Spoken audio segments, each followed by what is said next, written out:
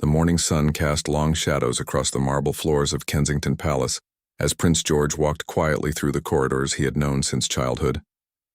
At 12 years old, he carried himself with a dignity that surprised many who met him. Yet today something felt different. The usual sounds of palace life seemed muted, as if the very walls were holding their breath. George paused near the grand staircase, his small hand trailing along the polished banister. He had always been curious about the people who worked in the palace, the ones who moved like silent shadows, ensuring everything ran perfectly.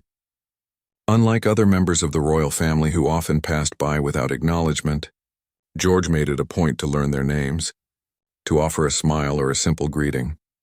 This particular morning he noticed something unusual. Thomas Mitchell, one of the senior guards who had been protecting the royal family for over 15 years, stood at his post with shoulders that seemed to carry an invisible weight. His normally pristine uniform appeared slightly wrinkled, and there was a sadness in his eyes that George had never seen before. The young prince had always been observant, a trait that both his parents and tutors had noted with appreciation. He could sense when something was wrong, when someone needed kindness but was too proud or professional to ask for it. As he approached the guard, George slowed his pace, studying the man's face with genuine concern. Thomas had been struggling for months. His wife Sarah had been diagnosed with a rare form of cancer, and the medical bills were mounting despite his insurance. Working at the palace paid well, but not enough to cover the experimental treatments that might save her life. He had been too proud to ask for help, too dedicated to his duty to let his personal problems affect his work. But the strain was beginning to show. George stopped directly in front of Thomas, looking up at the tall man with earnest eyes. The guard straightened immediately, offering the practiced smile he wore for all members of the royal family. But George saw through it, the way children often do when adults try to hide their pain behind masks of politeness. The palace around them continued its daily rhythm. Footmen hurried past carrying silver trays, housekeepers moved efficiently from room to room, and in the distance, the sound of his younger siblings playing could be heard. But in this moment it felt as though time had slowed, as if fate had orchestrated this encounter for a reason neither of them fully understood yet. George's tutors had taught him about duty, about the weight of responsibility that came with his position. But his parents had taught him something far more valuable about compassion, about seeing beyond titles and uniforms to the human heart beneath. His mother, in particular, had always emphasized that true nobility came not from bloodlines but from how one treated others, especially those who could do nothing in return. Standing there in the golden morning light, Prince George made a decision that would ripple through the palace in ways he could never have imagined. He reached into his jacket pocket, feeling for something he had been carrying with him for weeks, something precious that he had been saving for a special occasion. But looking at Thomas's tired eyes, he realized that this was the most special occasion of all. Thomas watched as the young prince approached him with that characteristic, thoughtful expression. In his 15 years of service, he had protected 3 generations of the royal family, but there was something uniquely special about Prince George. The boy possessed an emotional intelligence that seemed far beyond his years, coupled with a genuine warmth that reminded Thomas of why he had dedicated his life to this service. George pulled out a small, worn envelope from his jacket pocket. It was cream-colored paper with the royal seal, but it looked like it had been handled many times, as if someone had been debating whether to use it. Thomas recognized it immediately as one of the prince's personal thank-you cards, the kind he occasionally wrote to palace staff who had gone above and beyond their duties. But this wasn't a thank-you card. As George unfolded the envelope, Thomas could see there was something else inside. The prince looked around carefully, ensuring they were alone in this section of the corridor, then stepped closer to the guard. Thomas had never told anyone at the palace about Sarah's illness. He believed in keeping his personal life separate from his professional duties. The royal family trusted him to protect them, and he wouldn't burden them with his problems. He had no idea how the young prince could possibly know about his situation. But somehow George's next words confirmed his worst fears. George spoke quietly, his voice carrying the kind of sincerity that only children possess when they haven't yet learned to hide their true feelings behind social conventions. He had noticed that Thomas seemed worried lately, that his usual warm greeting had been replaced by something more distant and strained. The prince had even asked some of the other staff if they knew what might be troubling the guard. What Thomas didn't know was that Prince George had overheard a hushed conversation between two housekeepers the previous week. They had been discussing how Thomas had been working double shifts, how he looked exhausted, and how someone had mentioned seeing him in the children's cancer ward at the local hospital. George had pieced together the truth with the detective skills of a curious 12-year-old. The envelope in George's hand contained something extraordinary. Inside was his own savings, money he had been collecting from birthday gifts, Christmas presents, and small allowances over the past 2 years. He had been saving it to buy a special present for his grandmother's upcoming birthday, something meaningful that would show how much he loved her. But standing there, looking at Thomas's tired face, George realized that his grandmother would understand. She had taught him that the greatest gifts were not objects but acts of love and kindness toward others. She would be proud of him for choosing to help someone in need rather than buying another material possession. Thomas stared at the envelope, not fully understanding what was happening. The prince pressed it into his hands, explaining in simple but heartfelt words that he knew Thomas was going through a difficult time, that he wanted to help in whatever way he could. The guard's hands trembled slightly as he realized what the boy was offering. The amount in the envelope wasn't huge by royal standards, but it represented everything a 12-year-old prince had managed to save. More importantly, it represented something Thomas had almost forgotten existed in his world of duty and protocol: genuine human compassion from someone who owed him nothing but chose to give everything they could. Thomas felt his professional composure cracking for the first time in his career. The weight of the envelope in his hands seemed to carry more than money. It held the pure intention of a child who had noticed his pain and chosen to act. His throat tightened as he looked down at Prince George, who was watching him with those earnest blue eyes, waiting for his response. The guard tried to speak, to politely refuse the gift as protocol would normally demand. Palace staff were trained never to accept personal gifts from members of the royal family, especially money. But the words caught in his throat as he saw the genuine concern on the young prince's face. This wasn't about protocol or proper procedure. This was about one human being reaching out to help another in their darkest hour. George seemed to sense Thomas's internal struggle. He placed his small hand on the guard's arm, a gesture so natural and innocent that it bypassed all the formal barriers that usually existed between them. The prince explained that he knew Thomas might not feel comfortable accepting help, but that refusing would actually hurt his feelings more than accepting would break any rules. The wisdom in those words struck Thomas like a physical blow. Here was a child who understood that sometimes accepting help was actually a gift to the giver, that allowing someone to show kindness could be more generous than the kindness itself. It was a lesson that most adults never learned. Yet this 12-year-old prince grasped it instinctively. Thomas thought about Sarah lying in her hospital bed that morning, weak from another round of chemotherapy. The treatments were failing, and the doctors had mentioned an experimental program in Switzerland that might offer hope. The cost was astronomical, far beyond what his insurance would cover, and he had already exhausted their savings and retirement funds. The previous night, Sarah had looked at him with such love and told him she was ready to stop fighting if it meant protecting their family's financial future. She was willing to die to save him from bankruptcy. Thomas had held her hand and promised they would find another way, but in his heart he had been losing hope. Now, standing in the palace corridor with a child's savings in his hands, Thomas felt something he hadn't experienced in months: possibility. The amount wouldn't cover all the expenses, but it would be enough to start the process, to give Sarah a chance at the experimental treatment. More importantly, it would show her that miracles could still happen, that strangers could become angels when you needed them most. George watched as various emotions played across the guard's face.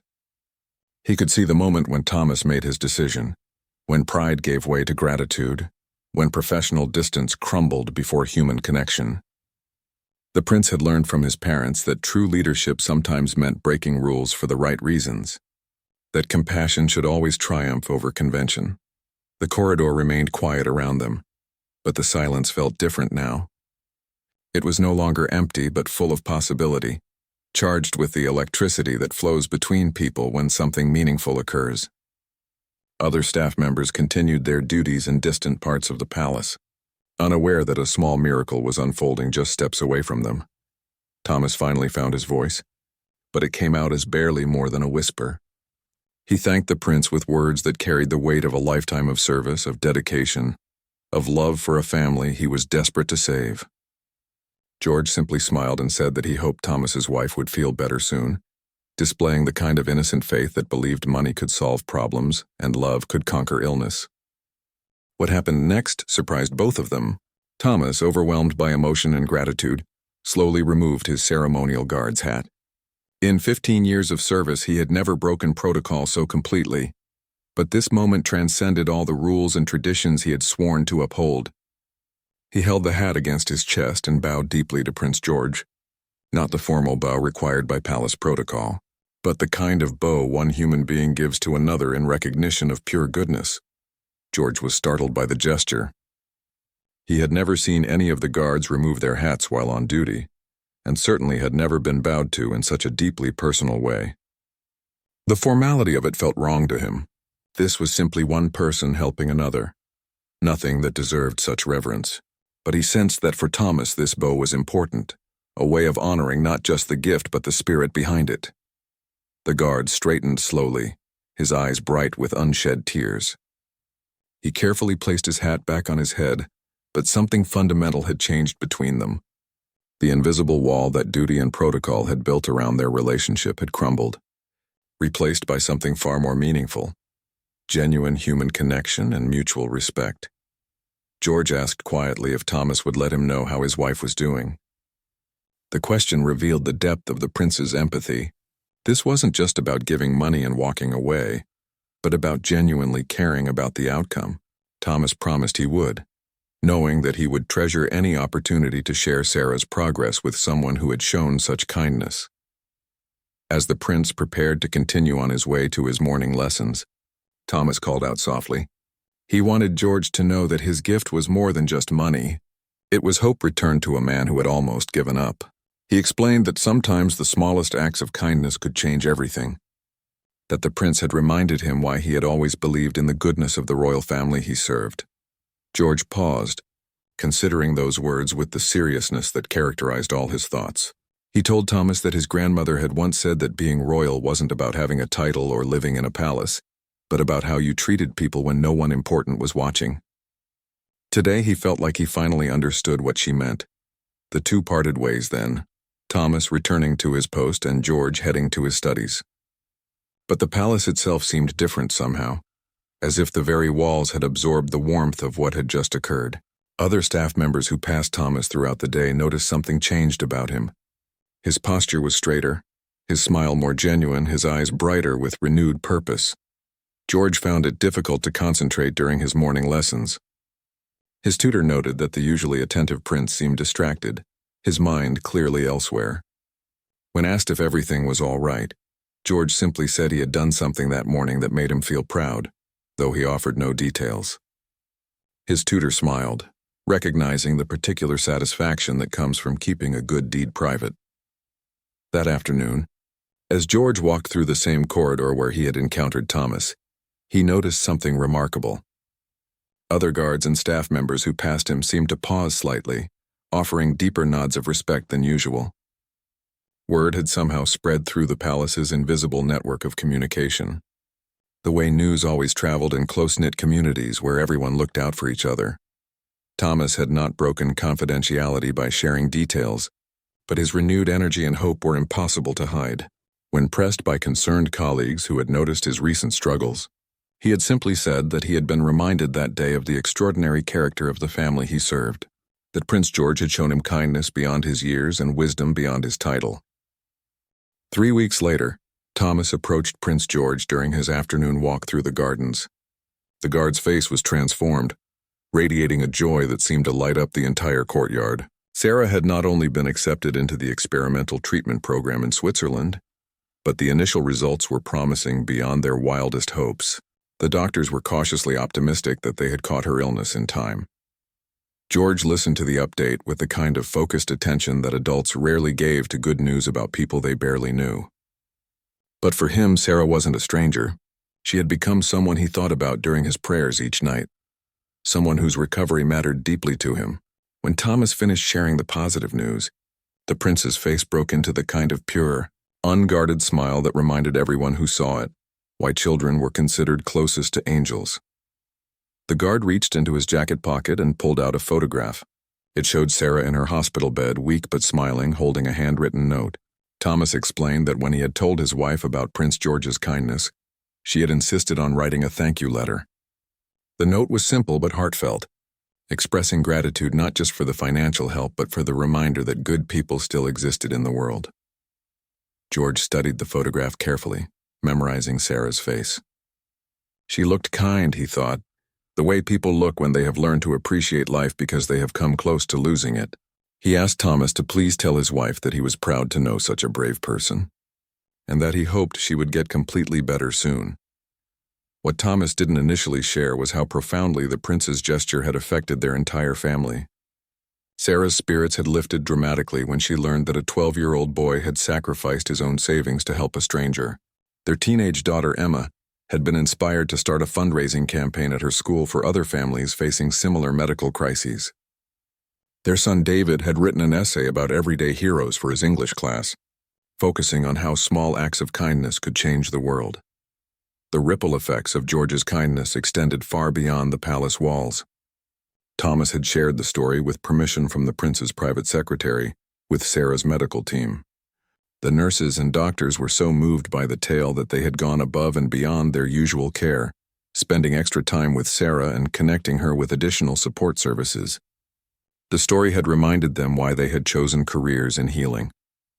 Back at the palace, other staff members had begun to see Prince George in a new light. They had always respected him as a member of the royal family, but now they saw him as someone who truly embodied the values of service and compassion that the monarchy was supposed to represent. His simple act of kindness had restored faith and pride in their work. The head housekeeper, Mrs. Reynolds, who had worked at the palace for 30 years, later confided to her husband that she had never seen anything quite like it. She described how the young prince had somehow managed to bridge the gap between royal duty and human decency in a way that left everyone who learned about it feeling more hopeful about the future of the monarchy. George's parents eventually learned about the incident through the palace's informal communication network. Rather than being concerned about their son giving away his savings, they felt enormous pride in the values he had chosen to embrace. His mother was particularly moved, seeing in her son's actions the fulfillment of everything she had hoped to teach him about using privilege responsibly. The prince himself seemed largely unaware of the broader impact his actions had created. He continued his daily routines, attended his lessons, and played with his siblings. But those who worked closely with him noticed subtle changes. He seemed more confident, more purposeful in his interactions with staff members, as if he had discovered something important about his role and his capabilities. During one of his regular walks with his grandmother, George mentioned that he had helped someone recently, and it had made him feel different about being a prince. When she asked him to elaborate, he explained that for the first time, he felt like his position could be used for something truly meaningful, not just ceremonial duties and public appearances, but real help for real people facing real problems. 6 months after that transformative morning in the corridor, the palace was preparing for the Queen's annual garden party. Thomas stood at his usual post, but everything about him had changed. Sarah was in complete remission, their family was whole again, and he carried himself with a renewed sense of purpose and gratitude that affected everyone around him. Prince George had maintained his quiet friendship with Thomas, stopping to chat whenever their paths crossed. The guard had become something of a mentor to the young prince, sharing stories about the different members of the royal family he had served and the lessons he had learned about duty, honor, and service. Their conversations had taught George that true nobility was found not in titles but in character. On the day of the garden party, something unexpected happened. The Queen, who was known for her attention to detail and her awareness of everything that occurred within the palace, approached Thomas during a quiet moment. She thanked him for his years of faithful service, but then she mentioned that she had heard about a young prince who had shown remarkable kindness to someone in need. Thomas realized that the Queen knew about George's gift. Though he wasn't sure how the information had reached her, Her Majesty explained that while she couldn't officially acknowledge what had happened, as it would embarrass the prince who clearly preferred his good deeds to remain private, she wanted Thomas to know that she was proud. of both the young man who had shown such generosity and the guard who had inspired such loyalty through his own dedicated service. The queen then did something unprecedented. She quietly removed a small pin from her own lapel, a personal token that had been given to her by her late husband, and pressed it into Thomas's hand. She explained that it was for him to keep, a private acknowledgement of the mutual respect and kindness that had developed between him and her grandson. That evening, as the garden party concluded and the palace returned to its normal rhythms, Thomas found himself reflecting on the strange journey that had brought him to this moment. A year ago, he had been a man drowning in despair, watching his wife slip away while he felt powerless to save her.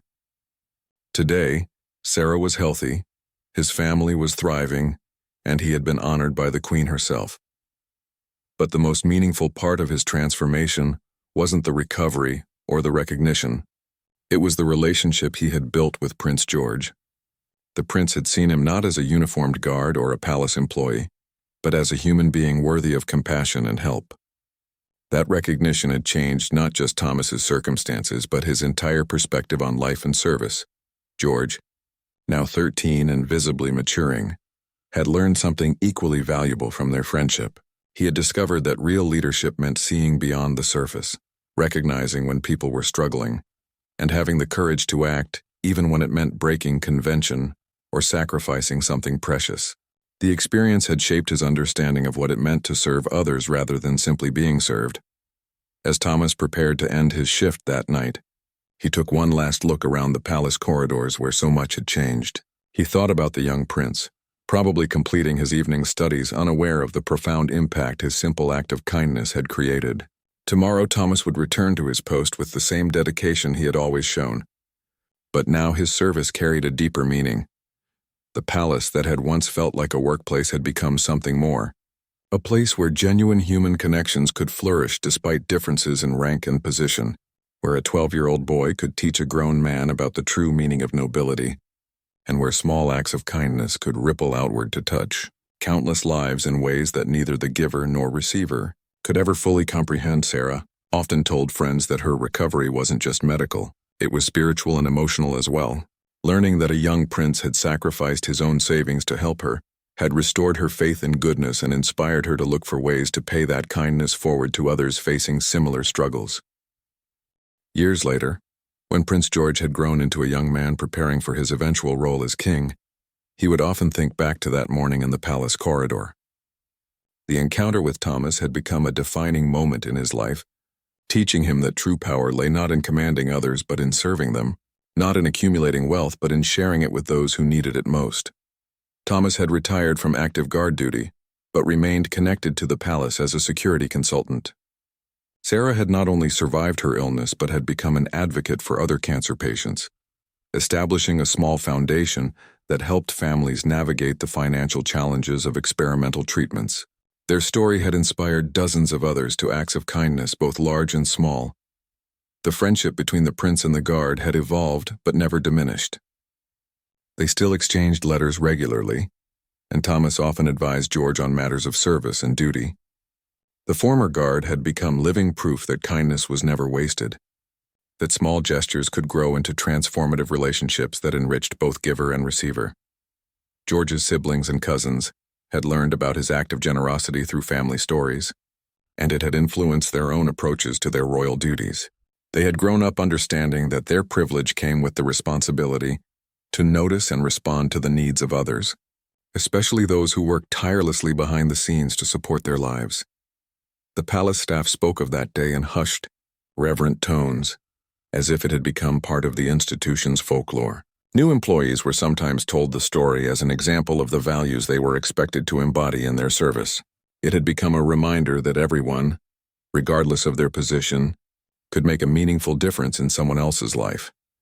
Thomas often spoke at charity events and community gatherings, sharing his story as an example of how unexpected kindness could change everything. He never mentioned Prince George by name, respecting the family's privacy, but he spoke eloquently about the power of compassion and the importance of seeing beyond surface appearances to recognize common humanity. The ripple effects of that single act of kindness had spread far beyond what anyone could have imagined. The experimental treatment that had saved Sarah's life had led to improved protocols that benefited hundreds of other patients. The foundation she established had helped dozens of families access life-saving care. The story had inspired countless other acts of generosity among people who heard it secondhand. Prince George, now in his 20s, had developed a reputation for his genuine interest in the people who worked for the royal family. Palace staff members felt valued and respected in his presence, knowing that he saw them as individuals worthy of dignity and consideration. His approach to royal duties was shaped by the understanding that true service meant putting others' needs before his own comfort or convenience. The corridor where it all began remained unchanged, still echoing with the footsteps of those who served the royal family with dedication and pride. But for those who knew the story, it had become a sacred space, a reminder that the most important moments in life often happened quietly, away from cameras and crowds, in the simple interactions between human beings who chose to see and respond to each other's needs. As Prince George prepared for his future role, he carried with him the lesson that Thomas had unknowingly taught him, that the greatest leaders were those who served with humility, who noticed the struggles of others, and who had the courage to act with compassion even when no one was watching. The palace would never fall completely silent as long as it housed people who understood that true nobility was measured not by titles or ceremony, but by the kindness they showed to one another in moments of genuine human need.